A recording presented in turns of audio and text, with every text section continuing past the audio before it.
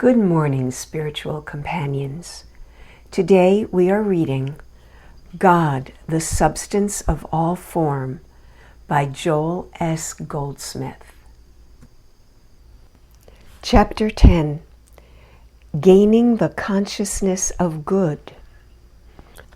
On page 130, your consciousness of truth becomes the substance of your demonstration. Do you realize now how important consciousness is? To learn to change our consciousness is really and truly the purpose of our work, because whatever is discordant in our experience is but our erroneous consciousness of that which is appearing, and it is not going to do any good merely to achieve a better appearance. For example, if you are in a home you do not like, it will not be of any permanent value to you to get a better home. That is not the solution.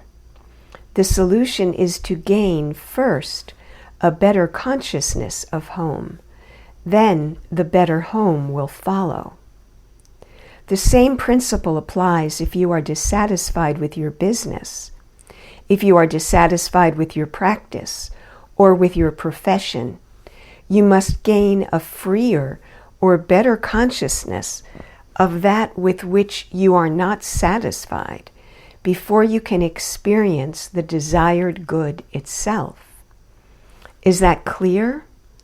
You may as well begin right here and now by realizing that the secret of having anything is first attaining the consciousness of it. Why is that? Because consciousness is God, and the moment you have the consciousness of a thing, consciousness creates it, whatever it may be: home, companionship, supply, employment, health, eternality, immortality. Your consciousness of it builds it. With all thy getting, get understanding. With all thy getting, get a consciousness of good, and then the good will follow. As you gain the consciousness of anything, this consciousness produces it. Consciousness becomes the substance of your demonstration. If we should tell you what you looked like, and that what you were when you were born were the direct result of your own state of consciousness, you might think that incredible and that you had nothing to do with it. But that is only because you may believe that you began at the moment of your birth or a few months before. That is not true. You have coexisted with God since before Abraham was, and therefore the state of consciousness that you were prior to birth is the cause of what you were when you were born. In the same way, whatever state of consciousness you are now is the state of what you now demonstrate, and the state of consciousness that you attain next year or 10 years from now will be the cause of the appearance of your body, of your business, of your home and home relationships, or of your national and international relationships. Do you really and truly believe that your own consciousness governs your life? Can anyone doubt it? The whole teaching of the Infinite Way is based on the premise that consciousness is God, and that consciousness, being universal consciousness, is your individual consciousness. From that standpoint, you should have a perfect body, a perfect business, a perfect home. As you yourself become more and more aware of the infinite nature of your own consciousness, the effect begins to appear in your experience in infinite form. The more the mesmeric suggestion or universal belief of a selfhood apart from God grips you, the more will your demonstration be governed by world consciousness instead of your own infinite consciousness. If there is a depression and you find yourself out of a job, you will have become the victim of a world belief instead of demonstrating that world beliefs have no power over you and that your consciousness of being is the law unto you. This in no way denies scriptural teaching. In Genesis, we were given dominion over everything in this universe, from under the sea to above the stars. And certainly, the teaching of the Master does not make us the victim, even of a tyrant or a dictator. His teaching was that nothing could, in any wise, have power over us, unless it came from the Father. But we must have the consciousness of that truth in order to demonstrate it. The fact that truth is true will not do the work. It is your consciousness of truth that does the work.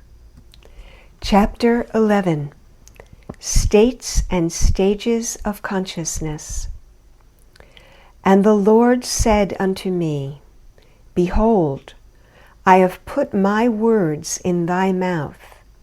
See, I have this day set thee over the nations and over the kingdoms, to root out and to pull down, and to destroy, and to throw down, to build and to plant. Jeremiah 1:9-10. That was not said to a man. That was said to a state of consciousness, a state of spiritual consciousness. That state of consciousness not only roots out, but it also plants. It destroys, but it builds. The only thing that it tears down and destroys is a false sense of God, a false sense of the universe, a false sense of your individual being and body. What it builds up is the realization of true identity, a knowledge of the world as it really is, and of all that is in the world. There are states and stages of consciousness, however, and when we are working in the human world with our human resources, with our human wisdom and physical strength, we are living in and through a material state of consciousness. The world as a whole was for the most part in a state of material consciousness until the middle of the 19th century, when it advanced into a more mental state of consciousness. Always there have been a few people who have to some extent known the mental realm, the artists, writers, and visionaries of all time. When the power of the mind was first brought to the attention of the world at large, during the middle of the last century, the world seemed ready to advance into a mental state of consciousness, and it began to do mentally what had formerly been performed physically. In other words, healings of the body, which had formerly been accomplished by means of medicines, herbs, or plasters, were now being brought about by thinking thoughts, by mental suggestion, at times even autosuggestion. All types of healing by mental means came into being, from the out-and-out hypnotic to that which was just a mild form of suggestion or auto-suggestion. End of section, end of today's reading.